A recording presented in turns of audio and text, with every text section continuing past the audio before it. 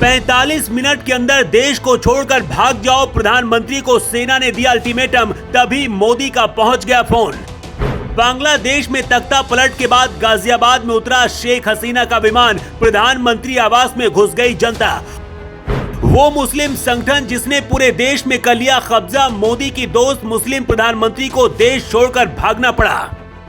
जैसे ही बांग्लादेश से खबर आई, इधर भारत की सेना अलर्ट हो गई। पाकिस्तान को लग रहा था कि वो बांग्लादेश में तख्ता पलट करवाकर कामयाब हो गया, लेकिन इधर मोदी ने सबसे घातक ऐलान कर दिया।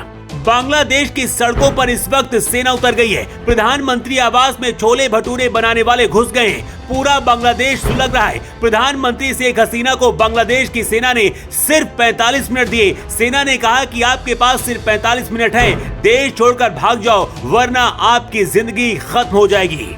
इससे पहले कट्टरपंथी प्रधानमंत्री शेख हसीना को पकड़ पाते, इधर पीएम मोदी का फोन पहुंच गया और उसके बाद बांग्लादेश की राजधानी ढाका से एक विमान शेख हसीना को लेकर दिल्ली के लिए निकल पड़ा। आज जो हालात बांग्लादेश के हैं, कुछ ऐसा ही 2009 में हुआ था। उस दौरान मनमोहन सिंह ने बचाया था, क्या इस बार मोदी बचाएंगे? फरवरी 2009 में बांग्लादेश राइफल्स ने विद्रोह कर दिया था। उस दौरान बड़ी संख्या में बड़े सैन्य अधिकारियों, उनके परिवारों की हत्या की गई थी।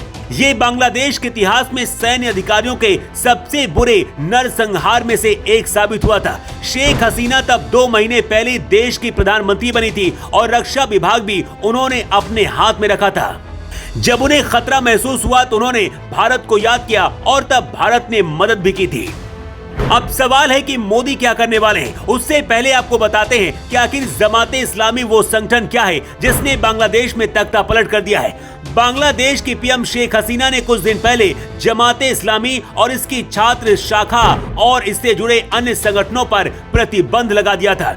जमाते इस्लामी भारत में पल रहे पीएफआई से भी ज्यादा खतरनाक और कट्टर है। पीएफआई को जिस तरह से पीएम मोदी ने भारत में बैन किया, उसी तरह से शेख हसीना ने बांग्लादेश में जमाते इस्लामी को बैन कराया। लेकिन हर किसी में मोदी जैसी ताकत कहां जो कट्टरपंथियों को लाइन में लगा दे। जमाते इस्लामी ने पहले बांग्लादेश में विरोध किया, जब सरकार नहीं मानी तो शेख हसीना के खिलाफ ही सड़कों पर उतर आई। जमाते इस्लामी बांग्लादेश में एक राजनीतिक पार्टी है। बांग्लादेश में कट्टरपंथी से चलाते हैं। ये राजनीतिक पार्टी पूर्व पीएम खालिदा जिया की समर्थक पार्टियों में शामिल है। जमाते इस्लामी की स्थापना 1941 में ब्रिटिश शासन के तहत अविभाजित भारत में हुई थी।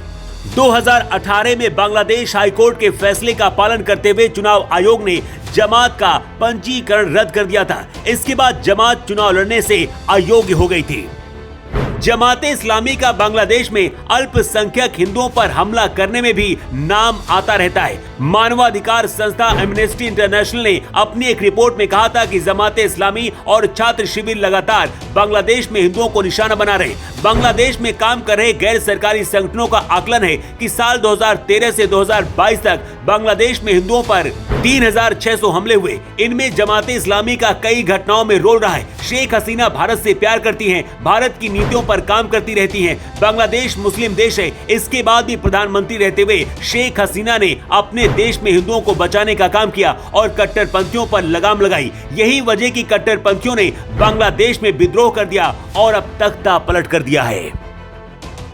बांग्लादेश के प्रमुख अखबार ढाका ट्रिब्यून ने अपनी एक रिपोर्ट में सूत्रों के हवाले से लिखा है कि शेख हसीना अपनी छोटी बहन शेख रेहाना के साथ भारत रवाना हुई है। अखबार ने अपनी रिपोर्ट में लिखा है कि प्रधानमंत्री शेख हसीना बंग भवन यानी कि बांग्लादेश के प्रधानमंत्री आवास से सैन्य हेलीकॉप्टर से अपनी बहन शेख रेहाना के साथ देश को छोड़ दिया है।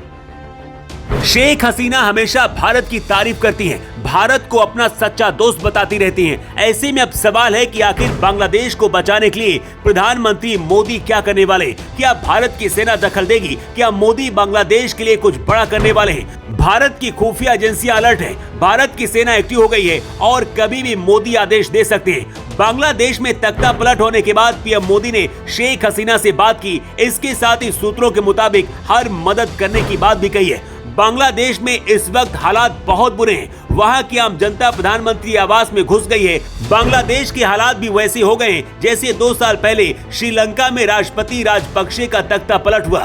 बांग्लादेश में जो कुछ हो रहा है उसमें पाकिस्तान का सबसे बड़ा हाथ है। अगर बांग्लादेश की मदद पीएम मोदी करते हैं तो दुनिया के 57 देश भारत के और ज्यादा कट्टर दुश्मन हो जाएंगे। ऐसे में आपको क्या लगता है, क्या बुरे वक्त में पीएम मोदी को बांग्लादेश की मदद करनी चाहिए? अगर भारत की सेना बांग्लादेश में उतरी तो सिर्फ 24 घंटे के अंदर हालात सुधर जाएंगे। क्या मोदी को दखल देना चाहिए? अपनी राय कमेंट करके आप जरूर बताएं।